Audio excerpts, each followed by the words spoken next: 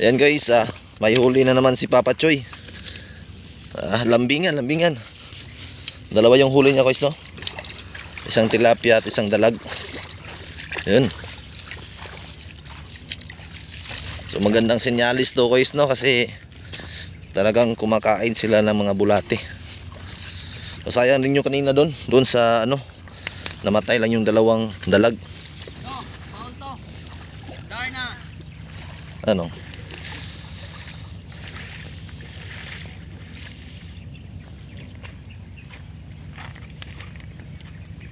Sakit pa yun. So yun, buhay pa. Buhay pa yung tilapia guys. Yan. Uy, patay na yung dalag.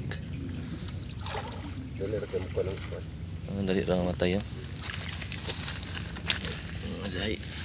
Up. So yan guys. Sayang lang. Wala pa. Fish. Ay, gini, di mo namin na? So yan guys, no? Sulit. Di pagi deh. Simutay mong ilok, mas baho pa yung ilok. Ay, ginawa pa eh. Grabe sulod yung kayo. Habay. Hulog. Ito, ang bato. Yan. Dahil na. Patay na yung tilapia. Kita na itong tilapia buhay pa. Hindi ako yung vlog. Ako pagkupon. Itong taon. Itong. Lindot yung basta tangkong ano. Ito lang yung mga pain namin guys, no. Yan, mga bulati lang yan guys.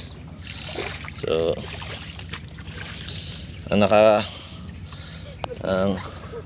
ang maganda lang sa pain namin guys, no, kinakain talaga ng mga isda dito.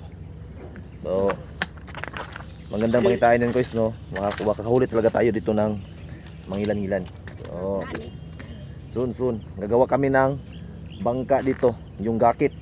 So gagawa kami ng gakit para makakapunta kami sa kabila at doon kami maglagay ng mga palagdas, yung mga basta yun, mga hook. Kasi mas maganda doon sa kabila, no. Mas maganda yung sa kabila mga kois kasi maraming mga tangkong. Maraming mga kangkong. Kasi yung mga kangkong, yan kadalasan tinatahanan ng mga dalag at saka yung mga hito. So mas maganda diyan, lagyan natin ng palangre o palagdas.